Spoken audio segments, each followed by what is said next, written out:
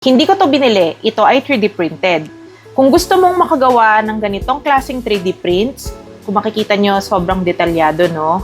Walang mga layer lines. Ito ay resin printed. Ang ginamit nating 3D printer ay yung Creality Halot Mage S. Tapos, ang gamit nating material para doon ay resin.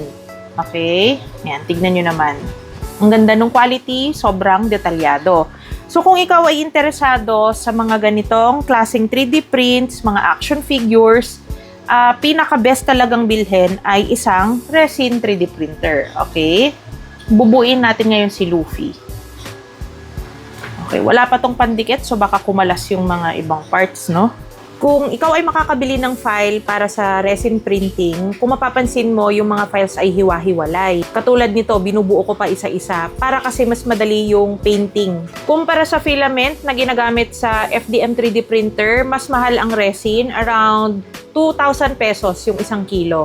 Marami ka naman nang magagawa doon. Depende sa settings mo. Halimbawa, itong print na to ay hollow. Hindi siya buong solid, no, para makatipid ako. So, nakagamit ako ng mga around 1 kilo lang na resin. Tapos, itong base, ito ay 3D printed gamit ang Creality K2 Pro. Isang FDM 3D printer. Ito yung klase ng print na may layer lines. Hindi ko alam kung makikita nyo, no, matte kasi itong filament na to. Dahil hindi kasya dun sa resin printer itong base na to, dun ko print sa Creality K2 Pro at malaki kasi yung printer na yon.